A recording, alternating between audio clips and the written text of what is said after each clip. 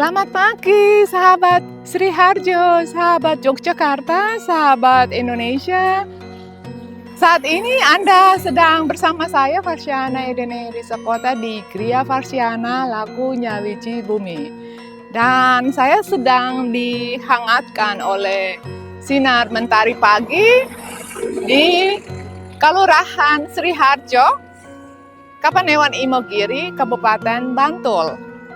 Di sini ada lumbung Mataraman, yaitu satu model pertanian dan peternakan terpadu menggunakan sistem sirkular, di mana input dari pertanian bisa digunakan di dalam pengembangan peternakan, dan input dari pengembangan peternakan dengan outputnya itu bisa digunakan untuk pengembangan pertanian.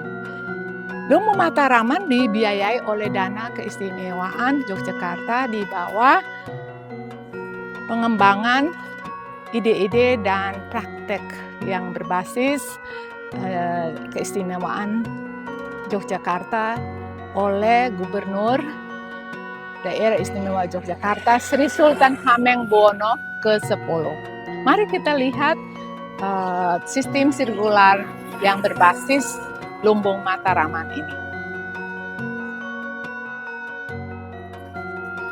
Ini badai anjeng nandur apa Pak ini? Ini besok rencana itu Brambang. Lombok sama Brambang. Oh, Lombok sama Brambang.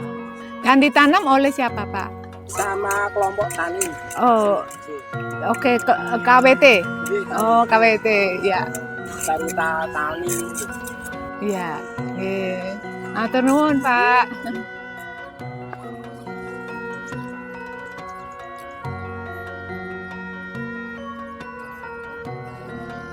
Ya, kita akan lihat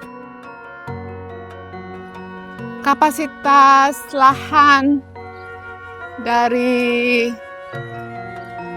Kelurahan Sri Harjo ya, yang cukup luas, dan ini adalah tanah dari kas desa yang dimanfaatkan untuk lumbung Mataraman.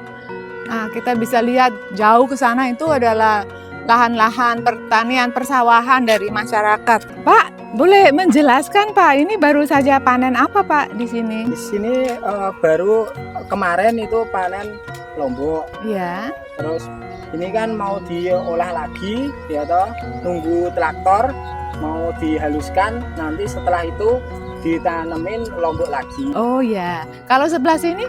Kalau sebelah sini besok rencana itu Brambang. Brambang.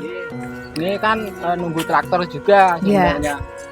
Kalau udah jadi lalaan toh, nanti besok ditandurin Brambang. Iya. Persangis Brambang. Ini baru saja panen ya Pak? Ya, ini kemarin itu jagung.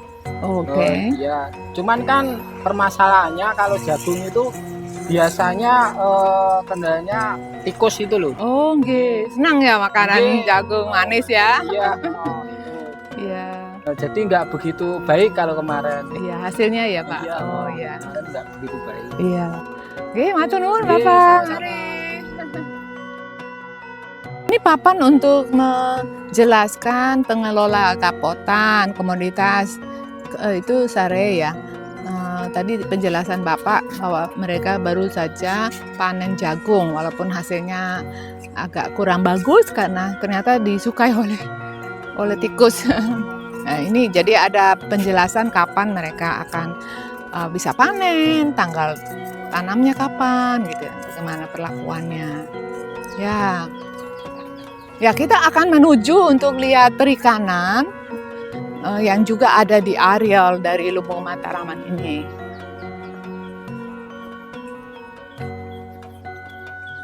Ya, ini jagung, ini ketela pohon ya. Karena memang Sri Harjo punya lahan ketela pohon di sebelah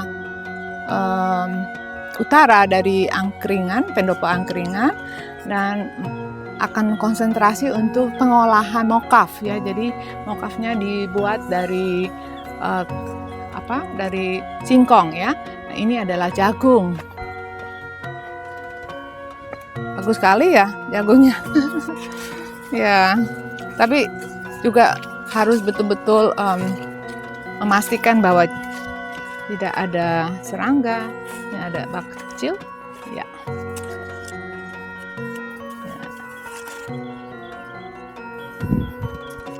Nah, ini cabai, ya, yang sudah dimulai cabai, dan secara khusus mereka akan menanam lagi cabai untuk lahan yang lebih luas. Jadi ada perencanaan di dalam pemanfaatan lahan tersebut.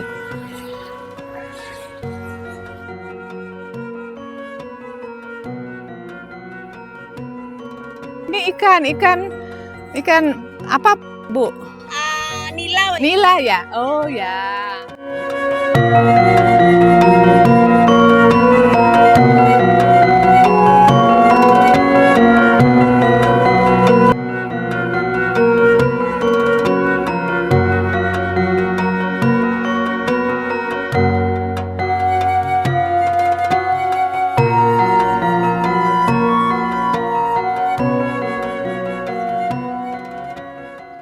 Selamat pagi, sahabat Gria Varsiana Lakunya Wiji Bumi, sahabat Sri Harjo, sahabat Yogyakarta, sahabat Indonesia.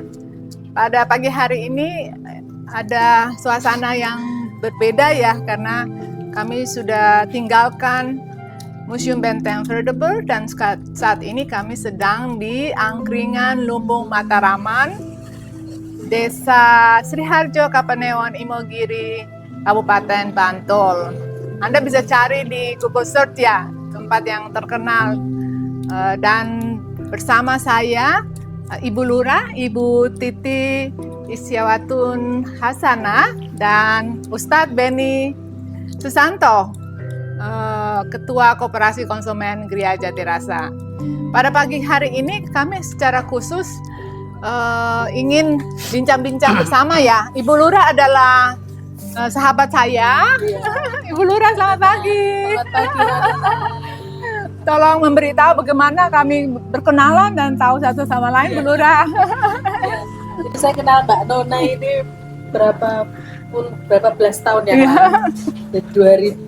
Sejak 2009 gitu. Iya, Berapa belas itu? Iya. Berapa belas tahun? Kita banyak belas gitu. 15 tahun yang lalu lebih ya, 16, Iya, 17 tahun yang lalu. Kita kenal sama Mbak Nona itu di Koalisi Perempuan Indonesia Iya. waktu itu. Mbak Nona waktu itu jadi sekretaris wilayah KPI. Waktu itu masih sekretaris cabang ya? Iya, udah Sebelum- cabang. Enggak cuma 2009, 2006 bahkan ya. Sebelum 2006 itu Mbak kita sudah kenal sama Mbak Nona 2005 kalau nggak salah. Iya. Jadi udah 20 tahun. 20 tahun. Mbak Nona waktu itu sekretaris cabang KPI Sleman. Sleman, Koalisi iya. Perempuan Indonesia Sleman, dan saya waktu itu sekcap di Bantul. Bantul Di ya. situ di DIY, Mbak Nina jadi sekwil, saya di presidium. Presidium ya, ketua presidium ya. Baik. Nah, sekarang Ustadz Beni ini ada juga teman Iya. kami. Gimana tuh Ustadz Beni? Alhamdulillah. Sehat ya? Selamat pagi, Selamat Mbak pagi. Nona, Bu Lurah, semuanya ya. Ustadz Beni sudah lama ya kenal dengan saya ya. Berapa Iya. lama Ustadz Beni? Sama dengan Mbak Titi juga ya. Alhamdulillah. 20-an tahun Jadi lebih kenal ya. Mbak Nona juga di waktu itu Sekwil KPI ya. Iya. Saya di forum LSM. Iya. Kalau nggak salah Bu Lurah itu sebelumnya apa ya, Direktur Lapera Indonesia ya. Ya, saya koordinator divisi. Oh, Oh iya. Pak. Saya direktur Mitra Wacana. Oh, Oh iya. ah, Ya. Jadi nyam- iya, jadi kami dari masih muda bersahabat dan sampai sekarang masih bersahabat ya. Nah, pada pagi hari ini ada persoalan bangsa yang kami mau bahas bersama ya. Terutama terkait dengan apa yang sudah dilakukan oleh pemerintah Presiden Prabowo Subianto tahun lalu pada tanggal 12 Juli 2025 sudah meresmikan sekitar 80.000 koperasi Desa Merah Putih di seluruh Indonesia. Jadi ini satu hal yang cukup mengembirakan karena negara akan memberi wadah dan sudah mulai memberi wadah untuk setiap warga negara di tingkat desa akan diberikan kesempatan untuk bertumbuh ya, bekerja secara bersama dan mengembangkan diri dalam segi ekonomi maupun pengembangan usaha lainnya. Tapi ada banyak hambatan ya, tantangannya. Tantangannya banyak. Jadi ini ide yang bagus, tapi bagaimana kita bisa menselaraskan dengan maksud dari koperasi itu sendiri ya. Nah, karena itu topik yang kita ingin angkat pada episode kelima ini adalah bagaimana mempersiapkan warga desa untuk menjadi pelaku ekonomi berbasis koperasi Desa Merah Putih. Saya sudah membahas itu di podcast ketiga dengan memberikan inspirasi atau mengambil inspirasi dari Ibu Fatmawati yang menjahit bendera merah putih, dan itu patungnya di Museum Frederberg. Kemudian mengawinkan ide itu dengan pikiran-pikiran dari Dr. Muhammad Hatta. Nah, sekarang ini kita akan tanya langsung kepada Ibu Lurah, bagaimana Ibu Lurah mempersiapkan hal tersebut, dan juga pelaku ekonomi akar rumput yaitu Ustadz Beni ya.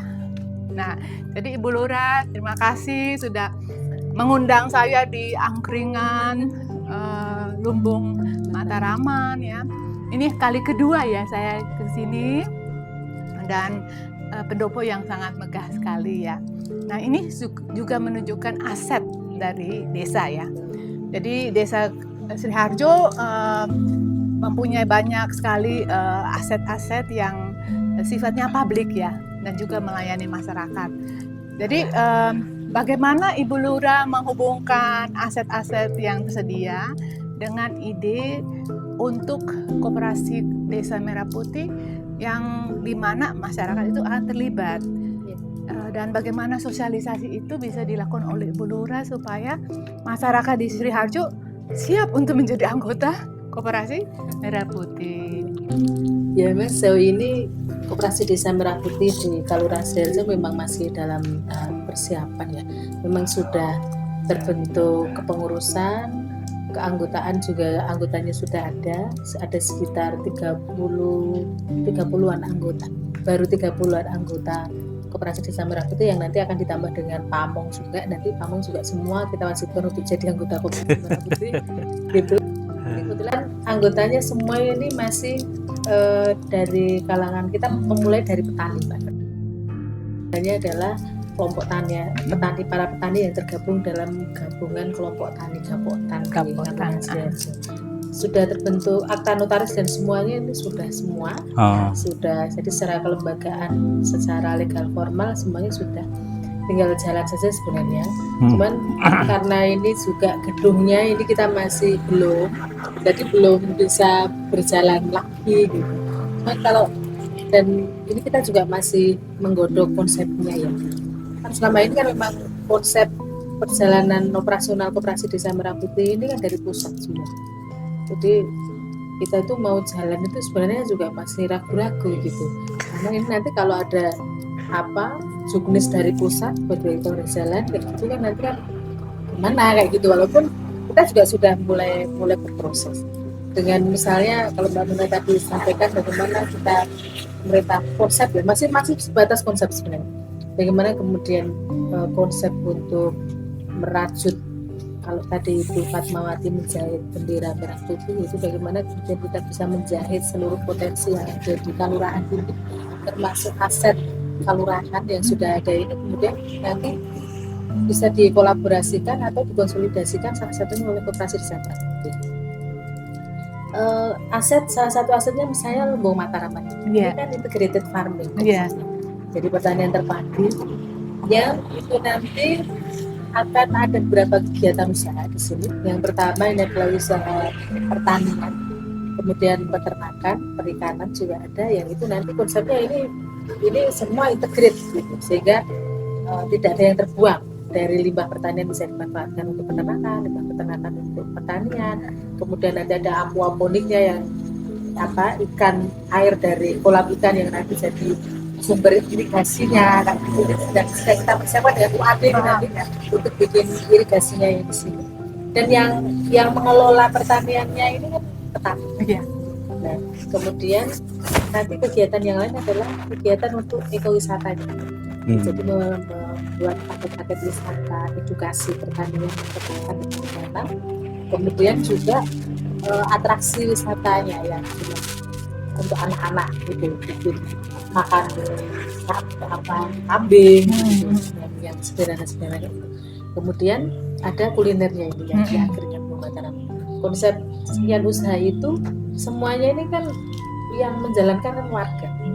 Jadi kita serahkan kepada BUMDes, kemudian warga ini yang menanam tanaman di Lumbung Mataraman, produksi pertanian ini nanti para petani kita, petani ada KWT semua, kelompok wanita tani yang ada di Sriharjo ini semua garap di situ. Nah, kolaborasinya dengan Koperasi Desa Merah Putih ini harapannya nanti ya pemasarannya akan dilakukan oleh KDMP. Pemasaran ya. Ya, dan ini nanti KWT ini juga menjadi bagian dari anggota Koperasi Merah Putih. Gitu. Jadi semua kebetulan petani semua ya, dan KWT ini masuk jadi anggota koperasi, anggota KWT juga jadi anggota Koperasi Desa Merah Putih.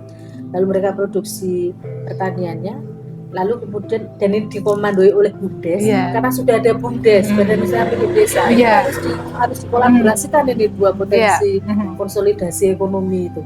Media konsolidasi ekonomi warga ini harus kita konsolidasi, jangan sampai kemudian begitu ada KDRT BUMDesnya mati. Jadi ini harus semua harus hidup. Nah, kolaborasinya BUMDes ini mengawal produksinya, kemudian nanti marketingnya ini ada di sudah klik sebenarnya. Mas Parmadi selaku ketua KDMP-nya kemarin dan Mas Mianto pengelola Lumbung Mataraman dari BUMDes, dan beliau ini bendahara BUMDes ini juga sudah saling berkomunikasi.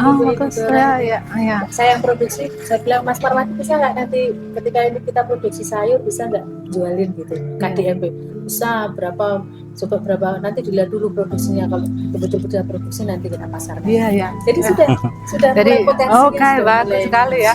Jadi BUMDes bertindak di tingkat hulu, lalu hilirnya itu ditangani oleh Koperasi Desa Merah Putih ya. Nah ini menarik Ustadz Beni ya, karena Ustadz Beni sebagai ketua Koperasi Konsumen Gereja Jatirasa yang produknya juga sudah dipasarkan di Yogyakarta International Airport. Jadi ada satu model di mana Koperasi Konsumen Gereja Jatirasa seperti menangani di tingkat hilir ya, produksinya langsung masuk ke dalam pemasaran melalui Koperasi Konsumen Gereja Jatirasa. Kira-kira ada nasihat apa yang bisa diberikan kepada sharing? Karena udah jalan ya, bagaimana dalam hal mutu produknya ya, untuk itu ya. Silakan Ustadz Beni. Iya, terima kasih Mbak Nona. Bu Lurah, saya senang mendengar paparan cerita tentang bagaimana runningnya proses KDMP di Sariharjo. Kalau dari konsepnya tadi luar biasa ya, dari memang itu top down ya, top down. Cuma bagaimana proses di Sariharjo, kemudian saya lihat ada proses modifikasi dan itu konsepnya didasari ya sebagaimana layaknya koperasi. Jadi kunci di koperasi kan gotong royong, partisipasi, dan Bu Lurah lebih paham lah soal itu. Mungkin yang menarik di sini adalah penggunaan teknologi ya, teknologi informasi, sistem manajemen koperasi desa ya, yang pemerintah ingin hubungkan di setiap koperasi ya. Jadi kalau di Koperasi Konsumen Gereja Jatirasa itu ada Smart Mobile, aplikasi Smart Mobile ya, di mana anggota bisa akses untuk proses menabung, mendapat kredit, dan juga bisa menjual produknya dalam bentuk aplikasi atau membayar berbagai kebutuhan lain ya. Itu menjadi satu kegiatan aplikasi terpadu ya. Nah, apakah Bu Lurah juga lihat kemungkinan penggunaan aplikasi seperti itu di Koperasi Desa Merah Putih gitu loh, sehingga pemasarannya itu bisa berjalan dengan lebih rapi, dan proses pencatatannya juga lebih terpimpin gitu ya. Gimana pengalaman Ustadz Beni bisa berbagi dengan Bu Lurah juga? Di soal mulai gagasan besarnya, karena memang koperasi kalau kita flashback ke sejarah historisnya kan, bagaimana koperasi itu dibangun, ekonomi dibangun berbasis potensi. grassroots ya, masyarakat atau anggota ya tadi.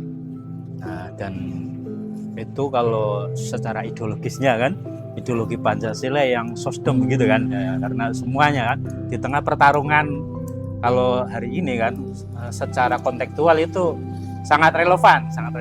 Nah, kalau kira-kira ini kalau yang kami mulai kan memang kalau di Koperasi Gria Jati Rasa itu keanggotaan yang juga beragam, Bu Lurah.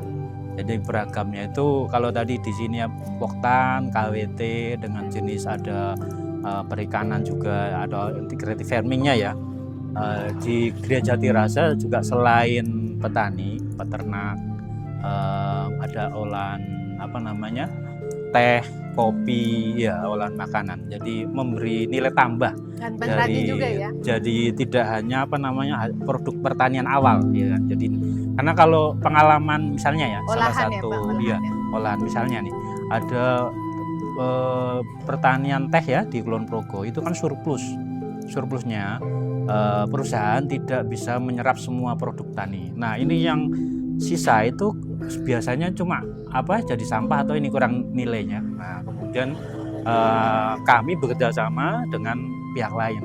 Koperasi memfasilitasi waktu itu dengan UKDW kampus. Bagaimana kemudian memberikan nilai tambah, membuat desain produk, mengemas nilai pengelolaannya gitu. Termasuk kopi ya, nilai tambahnya. Kemudian jenis kayak makanan di Kulon Progo itu yang dari daun daun yang digoreng ya, pegagan itu juga nilai tambah. Jadi yang tadinya dijual produk pertanian murni, tapi kemudian kita upgrade ya, naikkan supaya punya nilai tambah secara ekonomi dan sosial. Jadi potensinya beragam sama ya. Cuma karena mungkin skupnya Bu Lurah ini makro ya, satu kelurahan ya, satu jadi besar. Ya anggota kami belum banyak Bu Lurah, baru 100 ya. Nah, saya berharap memang nanti KDMP di Sariharjo ini kan ya kolaborasi ya, tentunya potensinya kan tadi sebenarnya luas Mbak ya, luas dan diversifikasinya ya. Jadi produk-produk unggulannya apa pertanian dari sini. Karena selama ini problem di petani kan nilai tambah dan kemudian biaya produksi yang kadang-kadang lebih tinggi, lebih besar. Itu kan belum menjawab problem dan kebutuhan petani. Nah, koperasi Gria Jati Rasa hadir mencoba memberi solusi, di samping tentu kami tidak sendiri. Jadi kami bisa tumbuh sekarang 10 tahunan ya. 10 tahun itu ya kami berkolaborasi. Kami tidak mau seperti di dunia hari ini yang model blocking kan. Blocking. Nah, saya lihat kalau kekuatan KDMP kalau kemudian di seluruh Nusantara itu bisa berkolaborasi, tidak berjejaring, tidak mematikan yang sudah ada nih tadi, potensi-potensi di desa, ada BUMDes, ada KWT, ada Poktan ya di situ. Itu kan secara resource sudah ada tuh. Tinggal bagaimana manajemen, kemudian pendataan yang berdasarkan nilai ekonomisnya, nilai asetnya, atau verifikasi potensinya tadi. Karena kalau pengalaman di kami itu tadi ada seperti susu ya, susu kambing kan kalau dijual mentah atau susu sapi itu ya nilainya rendah itu. Sehingga kami bagaimana memberi nilai tambah itu, diolah jadi es krim, tidak baik gitu di lingkitnya. Nah, terus kayak produk kerajinan di Imogiri. Jadi sektor lokalnya mungkin ya sekitar Kapanewon Imogiri kan beragam. Saya begitu masuk Sariharjo itu luar biasa Mbak Lola. Wah, terasa sejuk, kemudian saya secara spiritual itu merasakan ini nyaman itu kan, nyaman. Iya. Saya harus datang karena teman-teman saya luar biasa, ada Bu Lurah, ada Mbak Nona yang selama ini bukan perempuan biasa, tapi yang perempuan luar biasa. Jadi saya bisa tumbuh dengan teman-teman Koperasi Gria Jati Rasa itu karena kebetulan ini bukan ngalem, tapi memang faktual. Aktor perempuan di koperasi, walaupun saya ketuanya ya, tapi aktor-aktor terdepan itu perempuan. Nah, terdepan perempuan yang di sumber-sumber misalnya kayak ya untuk kopi, kemudian untuk pengolahan produk pertanian tadi, ada kerajinan, handicraft juga ada yang dari Imogiri ya. Iya, dari Imogiri. Nah, Giri Loyo. jadi kalau kami tersebar karena kebetulan di periode ini kami naik Bu Lurah. Tadinya kan koperasi regional DIY ya, Sleman, kemudian kami punya cabang waktu itu di Kulon Progo. Kemudian untuk tahun 2025 kami naik di Badan Hukum Nasional. Dan secara ininya kami menjadi koperasi koperasi karbon pertama. Itu yang mungkin dalam konteks ini kaitannya dengan ekonomi hijau. Ya, problem lingkungan menjawab itu. Tadinya kami ya tadi ekonomi biasa gitu. Tapi kami punya keyakinan bahwa kesejahteraan pertumbuhan ekonomi itu tidak selalu punya makna merusak lingkungan. Nah, kami meyakini bagian karena kami diversity in unity, keragaman di dalam persatuan itu. Jadi kami mengelola dengan ya day to day, bukan saya memang day to day ya saya nggak boleh Perempuan ya, ibu-ibu ya. Yang teliti Iya, ya benar. ada manajemen Iya. soal Manajernya, keuangan iya. data ini saya terus terang aja saya nggak ini. Iya. Jadi kan ya. oke. Ngatur kebijakannya. Enggak juga. Ya. Nah, ini menarik sekali ya karena tadi Ibu Titi katakan sudah ada juklis ya 7 gerai, terus kemudian potensi-potensi yang ada di desa ini bagaimana bisa mendorong adanya pembukaan gerai lain, itu kira-kira apa yang bisa dipersiapkan oleh Pak Bu Lurah, karena kalau koperasi mandiri seperti Ustadz Beni bisa bebas ya membuat apa saja, tapi dengan adanya Koperasi Desa Merah Putih di mana inisiatifnya dari pemerintah, maka ada aturan-aturan tersebut ya tertentu. Nah, ini gimana Ibu memikirkan proses transformasinya yang sifatnya dari instruktif menjadi partisipatif ya? Ya. Silakan Bu. Ya. Kalau nyambung Ustadz Beni Iya, iya. dari sini sebenarnya kan potensinya juga tidak hanya pertanian, Pak Beni, Mbak Nona. Jadi kita juga sudah mengkonsolidasikan teman-teman petani juga. Sudah mulai proses packaging dan seterusnya. Bagus-bagus. Dan kebanyakan memang olahan pangan. Kerajinan ada tapi hanya beberapa. Nah, nanti kapan-kapan nanti bisa ketemu sama Pak Yai Beni. Oh iya. Nanti bisa nitip produknya juga. Iya, bisa. Bisa dijual atau jadi anggota koperasi Gereja Jati Rasa. Boleh. Dan kita juga Bisa masuk kurasi untuk Yogyakarta International Airport ya. Nah ini yang untuk olahan pangan juga kita sudah mulai dengan misalnya dengan pengembangan tepung mokaf. Kita juga sudah mulai dan itu memang basicnya untuk ketahanan kedaulatan pangan.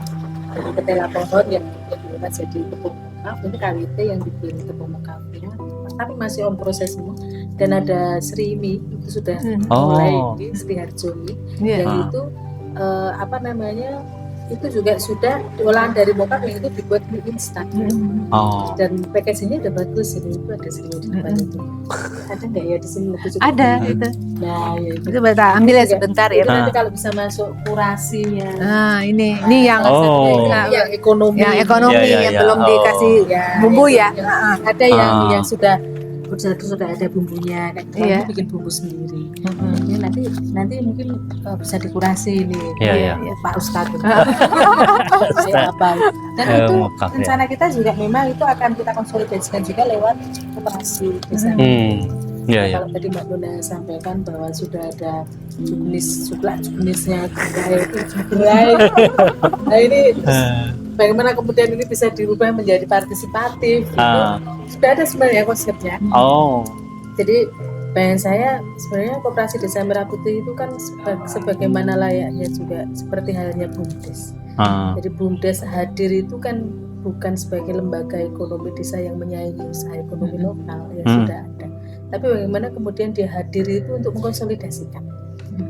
Contoh misalnya Sri Harjo itu BUMDes Sri Rezeki Sri Harjo punya usaha catering, Pak, yang melayani pemerintah kelurahan. Jadi pemerintah kelurahan kalau mau dikonsumsi belinya ke BUMDes.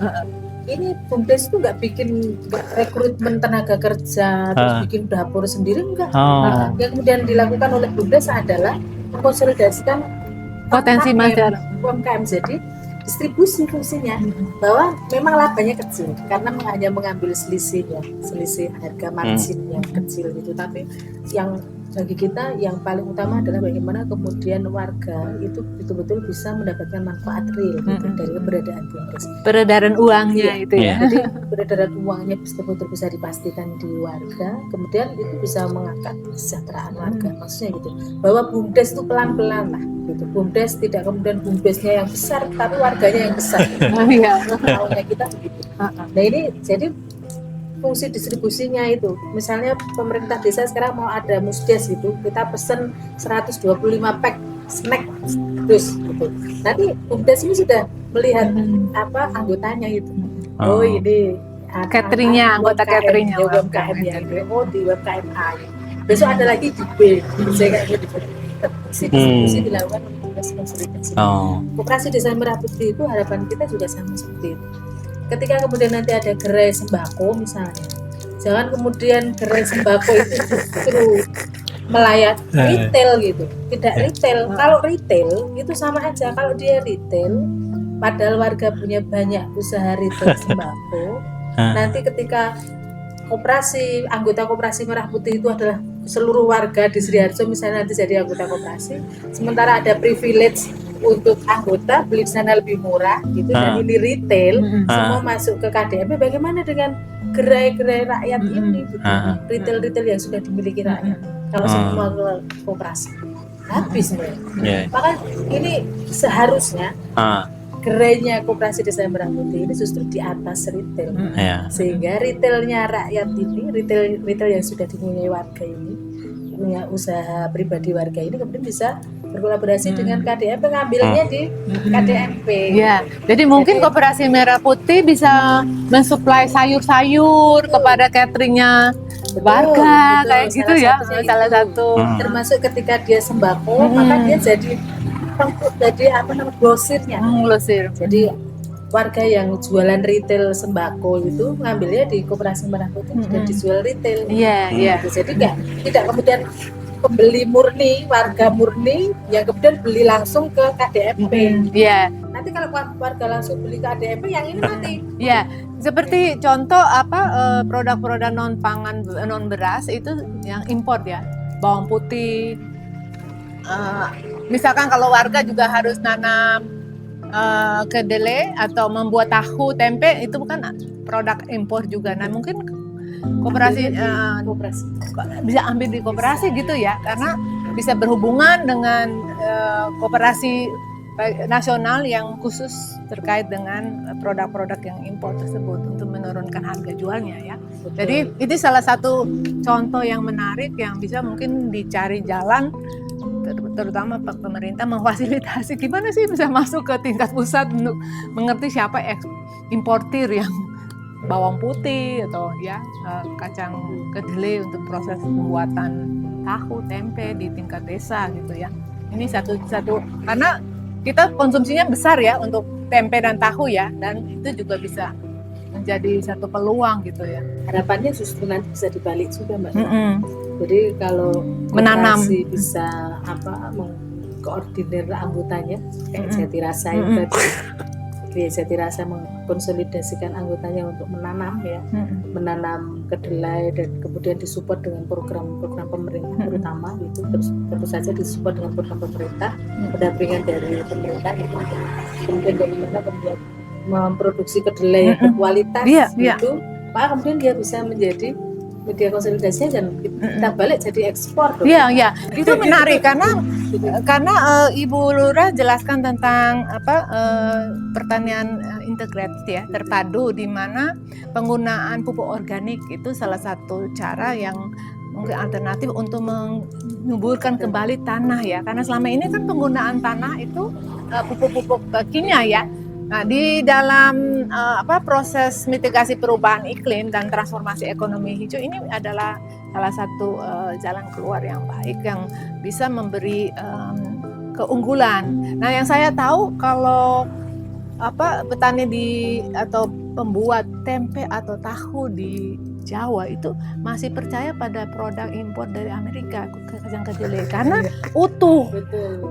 Sementara yang di lokal itu terpecah-pecah dan tidak merata ukurannya. Jadi mungkin dengan cara mengembalikan pola tanam sirkular menggunakan pupuk organik, mudah-mudahan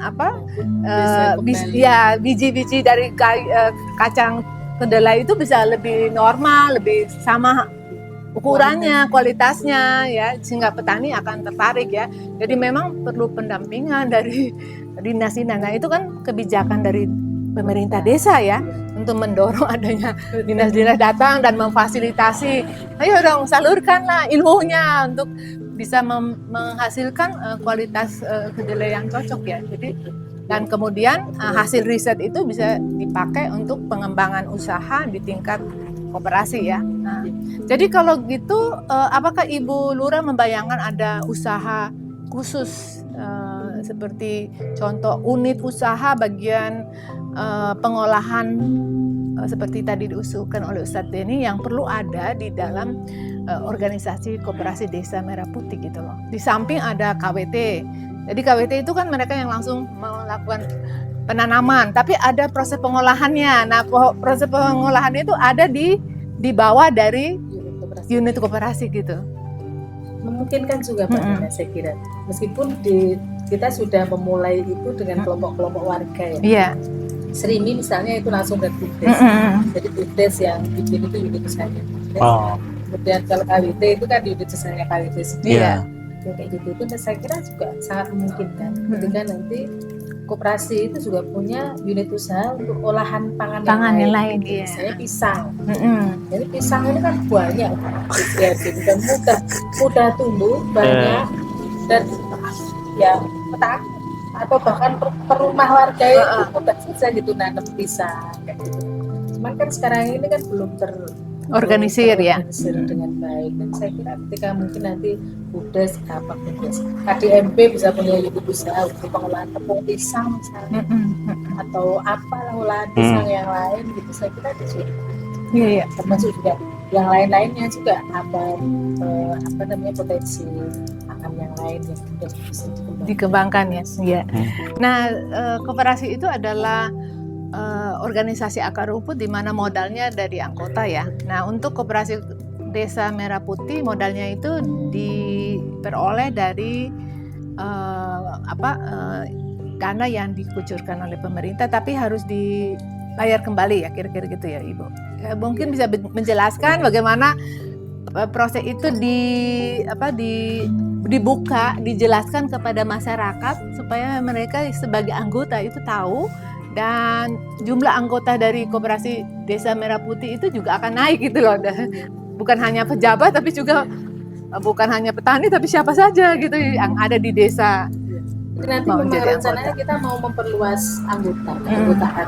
Jadi target kita seluruh warga di Kelurahan Sidoarjo bisa menjadi anggota KDMP. Hanya ini kan berproses. Kita memang memulai dari petani dulu dan sekali lagi karena ini tuh bentukan dari atas. Iya. Jadi kan nanti bentuknya dengan juga jenis itu. Makanya bagaimana kemudian kita bisa mencari celah peluang yang lain itu tadi. Yang kalau modal koperasi Merah Putih ini berarti kalau sekarang ini real dari dua arah. Satu dari anggota itu juga ada dengan simpanan wajib, simpanan pokok, simpanan sukarela itu tetap. Jadi prinsip-prinsip dasar koperasi itu tetap. Warga ini kita Sidoarjo ini untuk menjadi anggota itu membayar simpanan wajib 100.000 satu kali uang. Kemudian simpanan pokoknya hanya 5.000 per bulan. Kalau simpanan sukarela dipersilakan. Tapi sekali lagi karena belum jalan bagus ya, jadi ini belum masih kita persiapan sehingga belum jalan dengan baik. Tapi sudah warga yang anggota yang kemarin sudah mendaftar itu sudah ada sebagian yang sudah membayar simpanan pokoknya 100.000 itu jadi modal awal dari koperasi. Dan yang kedua ini modal dari dana desa itu. Hmm. Sepertinya, tapi ini juga sekali lagi itu belum jelas Hmm. gitu. Juknisnya belum jelas dan ya tiba-tiba hanya uang kita diambil. Itu kan wacana itu sampai tapi enggak, itu masih sebatas wacana sebenarnya. Jadi tiba-tiba dana desa diambil yang kemarin Sriharjo 1,6 tinggal 374 juta, jadi hampir 1,3 1,2 ya, 1,2an itu udah dipakai diambil oleh pemerintah pusat, nanti kita dikasih kembali gedung koperasi di sana itu. Tapi sampai hari ini belum sih ya, masih kita tunggu ya, kita masih di kloter ketiga. Oke. Nah, kemudian setelah itu nanti akan diberi juga truk, itu sudah langsung dari atas itu, mudah-mudahan nanti itu masih ada ya. Jadi kebagian dari atas itu truk udah yang ukir sari sama Sriharjo sudah turun itu. Truk ukurannya ya. truk gitu. Besar. Kemudian Tosa kendaraan roda 3 itu juga ada. Terus kemudian kalau nggak salah nanti isian dari gerai sembako itu sudah disediakan. Sudah dipasak dari sana. Nanti kita tinggal bayarnya dari potongan dana desa itu sepertinya. Kalau dulu kan wacananya berapa? 3M apa ya? Atau 5 ya? 3 yang itu dibayar, nanti diambilkan dari dana desa sekian 23 kali atau 3 kali. Jadi akan ada pemotongan. Ya ini sudah mulai. Udah mulai. Ini tahun pertama ya. Tahun pertama dipotong 1,2. Iya. Dari 1,6 kita ada tinggal 300. Iya. Baik, jadi banyak tantangan untuk memajukan ekonomi masyarakat ya Bu Titi, tapi saya lihat potensi masyarakat dalam hal sumber daya alamnya maupun sumber daya manusianya ya. Jadi saya sangat senang karena pemuda-pemuda juga mengelola angkringan ya. Nah, khusus untuk pengembangan sumber daya manusia bagaimana Bu Titi dalam kaitan dengan bentuk pelatihan? Karena kan koperasi itu harus melakukan banyak pelatihan untuk memberi pencerahan kepada anggota.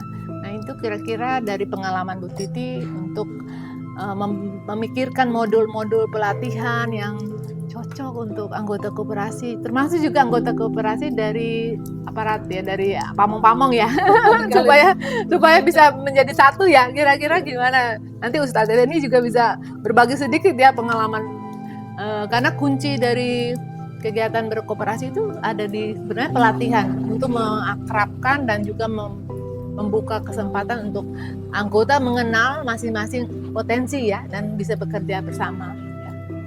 Ya. Pelatihan itu saya kira mungkin pelatihan karena kan koperasi Desa Merah Putih ini kan nanti kan jadi kalau Mbak Nona tadi bahasanya memegang hilirnya ya.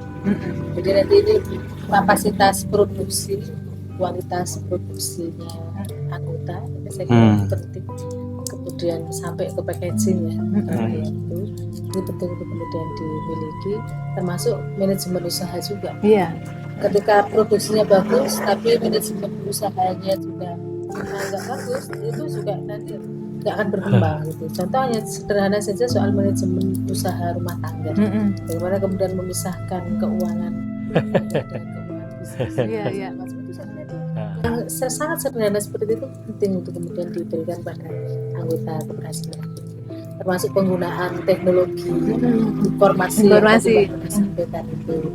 Bagaimana kemudian koperasi itu juga bisa membuat aplikasi yang itu nanti bisa memudahkan seperti yang sudah dilakukan oleh koperasi.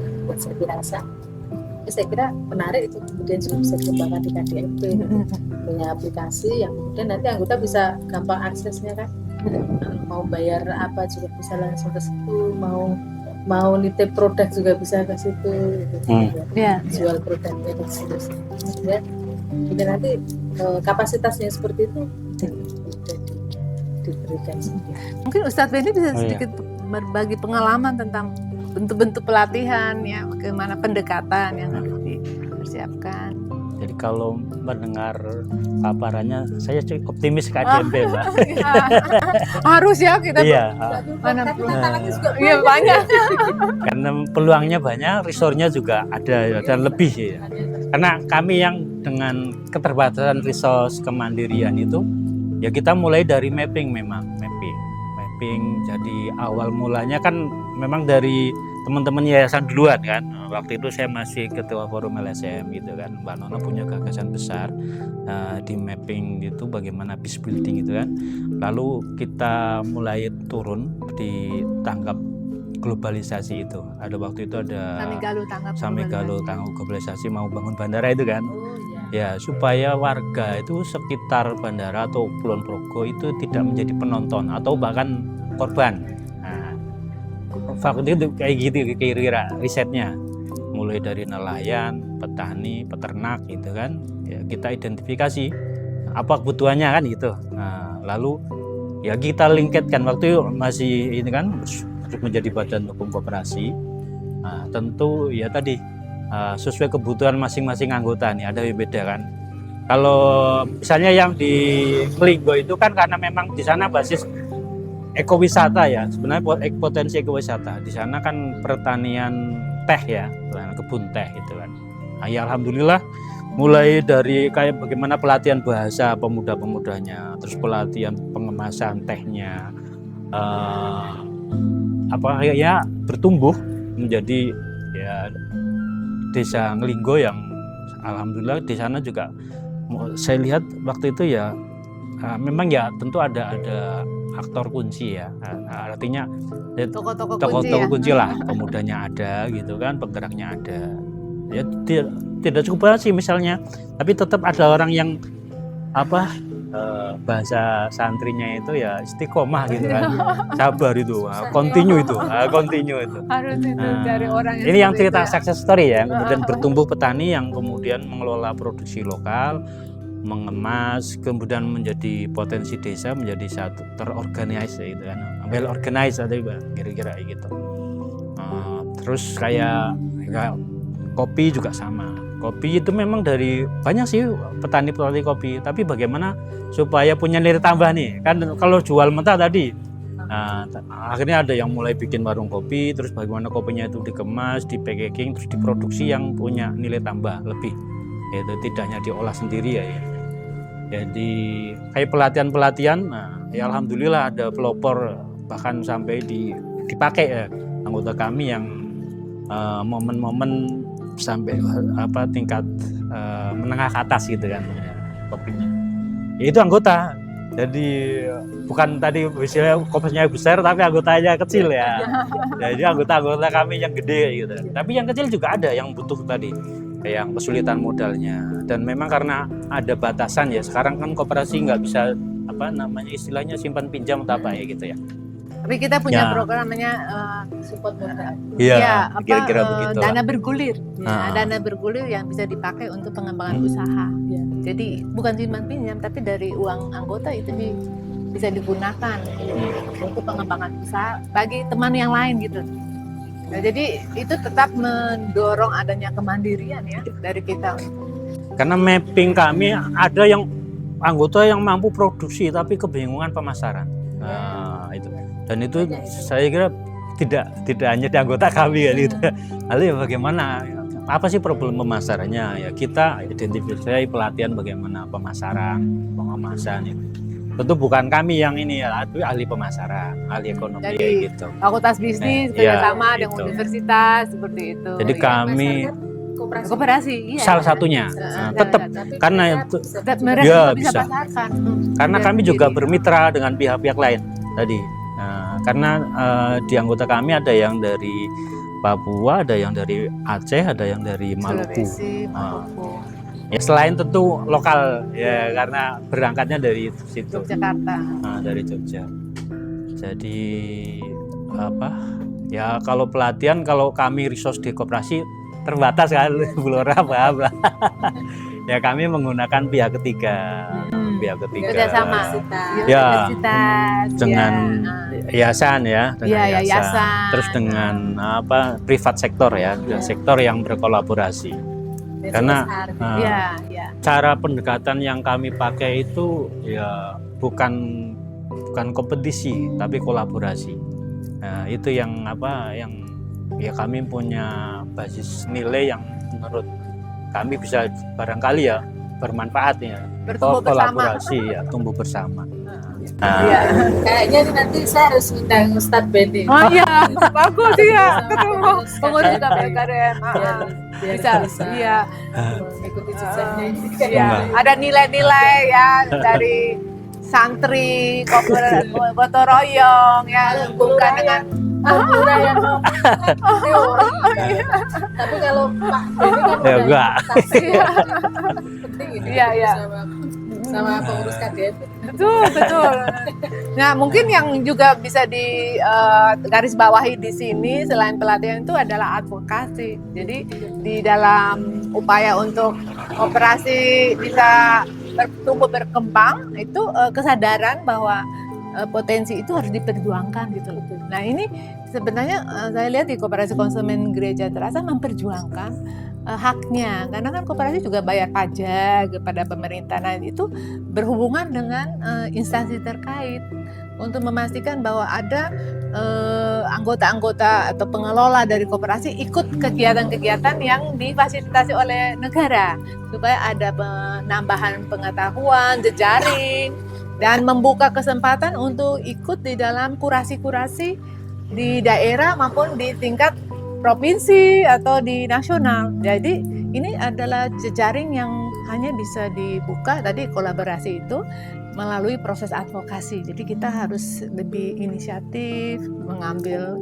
kesempatan untuk bertanya kegiatannya apa ya. Maksud kira-kira Bu Nura bisa memikirkan bagaimana strategi itu diterapkan di tingkat desa ya, karena punya latar belakang avokator ya. Komplit. Komplit ya. Bisa ya sekali lagi ya, yang bisa kita lakukan memang contoh misalnya hari ini dengan posisi dana desa yang nggak ada itu, maka kemudian kekuatan jejaring ya dan ya sangat penting gitu biar desa tercapai. Ketika kemudian negara sudah mengurangi porsinya di anggaran itu, maka kemudian kita harus mencari resource dalam bentuk yang lain yang kemudian bisa mendukung desa dengan teman-teman yang kemudian menjadi penting, kemudian nanti bisa di apa namanya diajak untuk turun ke desa untuk kemudian bisa bersama-sama membangun desa. Makanya desa alhamdulillah nggak punya apa namanya nggak dana desanya kecil, tapi kita tetap terus bergerak karena yang kemudian kita lakukan adalah bagaimana kemudian mengoptimalkan jejaring networking itu. Ada teman-teman dari jiwa tulung-tulung lah gitu. Nggak punya apa yang bisa kita temukan di sini. Dan tiba-tiba nanti teman-teman berdua tiba-tiba karena Tuhan itu memang maha baik ya. Jadi ketika nggak punya nanti juga didatangkan sendiri. Tiba-tiba dari universitas datang, tiba-tiba dari YKPU datang di saat yang sangat tepat gitu. Dan modal-modal seperti itu saya kira yang kemudian itu penting untuk kemudian terus kita lakukan. Iya. Jadi bagaimana membangun jejaring. Iya. Itu termasuk juga ketika tadi itu problem kita ini kan problem pemasaran kalau bicara soal UMKM. Ini juga kalau kita jual sendiri nggak mungkin. Tapi kalau ada Mbak Nona, Pak Benny, yang lain yang punya jaringan keluar untuk kemudian bisa membawa produk kita di luar kan gitu. Ini kan ada kan sebagainya. Ya kata kuncinya kalau mau berubah nggak bisa sendirian. Kalau sendirian nggak mungkin. Blocking itu nggak mungkin. Ya, saya sangat tertarik dengan cerita Bu Lura itu tentang anak-anak muda yang bisa mendesain ya kemasan atau membuat program-program wisata ya. Nah ini sebenarnya potensi mereka. Ya termasuk ini juga ya. Desainnya anak. Bisa dari generasi Z di sini ya. Nah ini saya pikir mungkin bisa juga dibentuk satu lembaga kurasi di mana ada bagian untuk kurasi bagian pengemasannya, kurasi mutunya. Jadi dibuat standar kualitas produk yang memang standarnya itu ada standar halal, standar PIRT, kemudian standar dalam hal kualitas nutrisinya yang lain yang mungkin Ibu Lurah bisa fasilitasi kerjasama dengan dinas-dinas untuk nanti produk-produk yang keluar dari olahan di sini itu produk yang sudah siap dipasarkan di tingkat nasional gitu loh.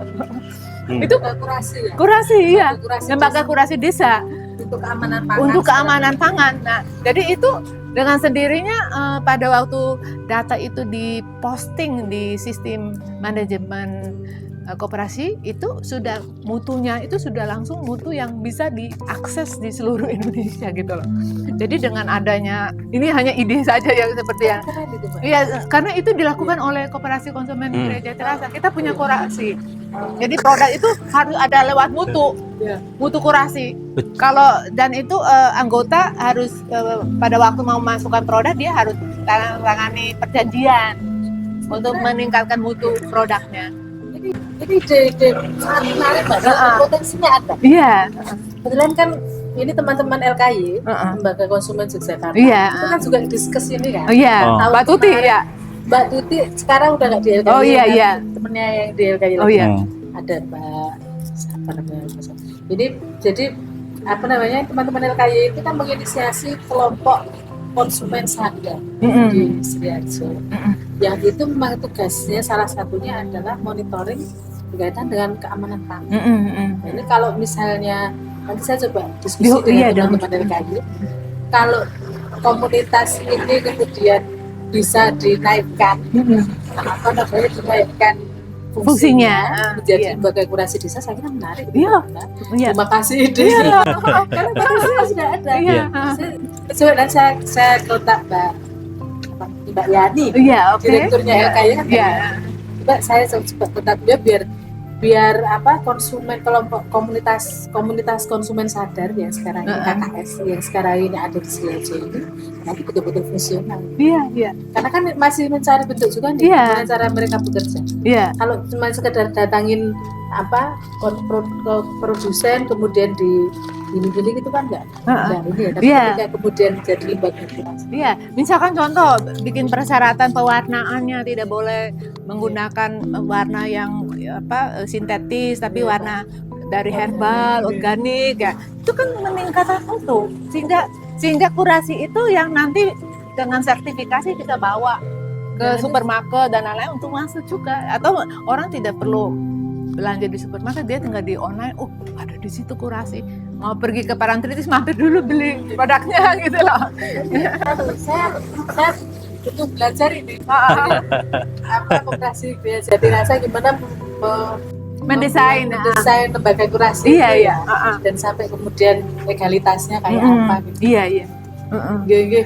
Nanti saya tak ngobrol sama Mbak Yani, kemudian bisa kemudian teman-teman KKS kita desain ya. Iya. Desain KKS-nya jadi lembaga kurasi keren tuh Mbak. Iya. Iya. Dan juga Koperasi Konsumen Gereja Jati Rasa adalah koperasi fair trade, perdagangan adil. Jadi itu kalau dimasukkan prinsip-prinsip perdagangan adil di dalam koperasi itu ada 10 prinsip itu termasuk juga isu gender, terus tidak ada anak yang sebagai pekerja dalam supply chain dari produksi, kemudian lingkungan, kemudian ada 10 prinsip ya. Nah ini bisa juga dikawinkan sehingga nilai tambah produk itu bisa nanti juga punya label fair trade ya, perdagangan adil ya. Jadi produk koperasi yang dipasarkan itu sudah melewati sistem produksi yang terukur ya, terukur. Jadi ya itu kesetaraan ya, lingkungan, kemudian pupuk yang dipakai, karena semua itu sudah ada. Tapi gimana memenuhi persyaratan atau masuk di dalam persyaratan dalam proses advokasi tadi supaya produk itu diterima karena prinsip-prinsip yang memang dibutuhkan dunia gitu loh. Jadi ya saya hanya sarankan itu kita bisa kerjasama lanjutan ya Ustadz ini ya untuk di sini mendukung. Ini yang memang kita butuh di desa ini butuh teman-teman yang kayak Mbak Nuna dan teman-teman. Iya. Kita sendirian bisa. Jadi mungkin di sini bisa satu itu desa koperasi bermitra dengan koperasi konsumen Gereja Terasa untuk koperasi fair trade ya, dan desa fair trade, desa yang menjalankan fungsi-fungsi karena sudah ada kan perlindungan kepada difabel ya. Nah ini nilai-nilai itu diorganisir masuk di dalam advokasi global kan, di mana nilai dikelompokkan untuk diperjuangkan dan ada dalam kebijakan usaha gitu loh. Jadi karena sebenarnya Ibu Titi sudah mengorganisir mengadvokasinya, tapi gimana itu nilai itu dia masuk di dalam advokasi usaha supaya anggota yang difabel juga punya akses untuk berproduksi gitu loh. Ya, Nah ini sudah ada juga anggota warga kita difabel yang punya produksi. Iya. Tinggal apa namanya angkat itu ya. Ya, diangkat menggunakan satu pergerakan ya. Jadi di level pergerakan ekonomi global yang memperhatikan tidak ada seorang pun ditinggalkan, termasuk difabel gitu loh. dan alam itu dirayakan, diundang bersama-sama dalam proses produksi, ya, ramah pada lingkungan dan lain. Jadi ini yang saya pikir perlu diakomodasikan, dikawinkan sehingga usaha ekonomi itu usaha yang bertanggung jawab, kan tidak hanya merusak lingkungan, melupakan sesama, tapi usaha yang bertanggung jawab yang mensejahterakan kita semua maupun juga memberi kembali hak kepada alam ya untuk tumbuh dan subur gitu ya. Jadi ini nilai-nilai dari Ustadz Benny ya. Ya, di sini nanti ketemu lagi lah. Oke, baik. Nah, pemirsa, saya harap kalau umpama Anda punya pertanyaan-pertanyaan kepada Ibu Titi tentang kesulitan dalam mengimplementasi koperasi Desa Merah Putih di tempat di mana pemirsa berada, silakan nanti menulis di kolom komentar dan kita bisa menyampaikan pertanyaan itu kepada Bu Titi maupun kepada Ustadz Benny ya. Tapi sebelum kami tutup, mungkin ada pesan khusus Bu Titi kepada pemirsa yang mendengar podcast Gria Varsiana Lakunya Wiji Bumi, terutama terkait bagaimana berjalan bersama dengan alam bumi ya, di dalam usaha yang juga dilakukan terkait dengan ekonomi gitu ya. Juga pertanyaan yang sama kepada Ustadz Benny ya. Baik. Oh gitu ya. Oke, Ustadz Benny silakan. Closing dari kami atas nama Koperasi Gria Jati Rasa tentu selamat dan terus maju untuk KDMP di Sariharjo. Karena kalau saya berdoa dan sekaligus melihat ini kan peluangnya sangat besar, dan secara nasional peluangnya sangat besar. Memang kami juga bertumbuh perlahan karena kalau dari sisi 10 tahun itu kan sebenarnya sudah cukup lama. Ya kami sedikit-sedikit tadi step-stepnya. Tapi tadi kami ya terus berkolaborasi, bersinergi dengan siapa yang mau kita bersama-sama untuk maju dan sekaligus merawat bumi. Hanya wiji ya gitu. Karena kami bertumbuh bersama dengan ya bimbingan Tuhan. Bahasa santrinya kira-kira begini Mbak Nona, Mbak Bulura. Jadi kan kami mulai dari elaborasi silatul fikri ya, menemukan pemikiran. Terus disambung silatul rahmi ya, menyambung rasa, pikiran menyambung rasa. Terus yang terakhir silatul amal, berkolaborasi dalam kerja pemberdayaan, kerja kemanusiaan, kerja ini kan mulai dari situ. Dan ya kami yakin pasti ini dibimbing dan diridhoi oleh Tuhan. Kira-kira begitu Bu Lurah. Saya kira sudah nyambung Mbak. Iya. Dengan semangat yang sudah kita bangun di Sariharjo. Kan ya kita ini kan juga titahnya ya, ketika menjalankan amanah dunia ini bisa disejahterakan semua. Nah, untuk menjalankan koperasi Desa Merah Putih, bagi saya ini memang tantangannya besar. Satu, memang kita butuh SDM yang memang paham soal ruh, bagaimana kemudian ruh substansinya, bagaimana kemudian bisa membangun koperasi, termasuk bagaimana ini termasuk juga tadi itu bisa berkolaborasi, membangun koperasi yang memang ramah dan seterusnya yang memang betul-betul dilakukan. Dan ini nggak mungkin ketika koperasi desa Merah Putih ini bertumbuh sendiri, nggak mungkin.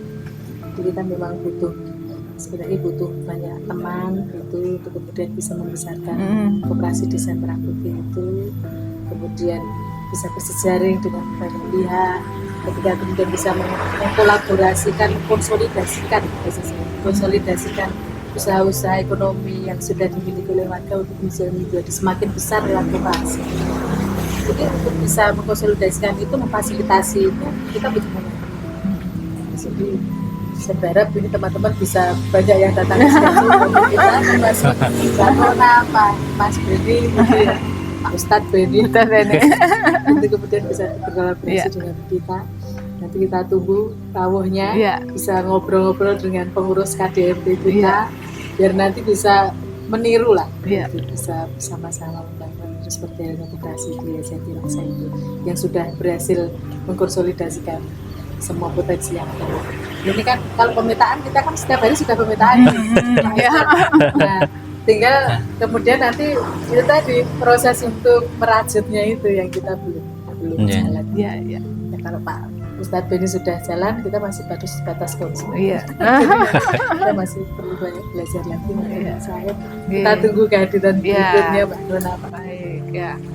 Jadi pemirsa yang saya banggakan, sahabat Sri Harjo, sahabat Yogyakarta, sahabat Indonesia, kami telah bincang-bincang tentang pergumulan bersama, bagaimana niat baik dari pemerintah untuk memfasilitasi adanya koperasi berbasis di desa. Itu adalah jalan yang harus dilakukan bersama-sama. Kita harus bergandeng tangan bersama ya Ibu, Bapak ya, kita bergandeng tangan. Jadi jangan lupa bahwa ini adalah niat baik yang kita harus lakukan dengan ikhlas, istiqomah ya istilahnya ini ya. Yang paling susah itu istiqomah untuk membangun ekonomi Indonesia dari desa. Ya, sampai ketemu di episode ke-6 di mana kita akan membahas secara khusus tentang bagaimana memberi nasihat kebangsaan kepada Indonesia yang saat ini sedang dipertanyakan oleh banyak orang warga negara kita yang tercinta. Sampai berjumpa di Gria Varsiana Lakunya Biji Bumi di episode berikutnya. Tuhan memberkati.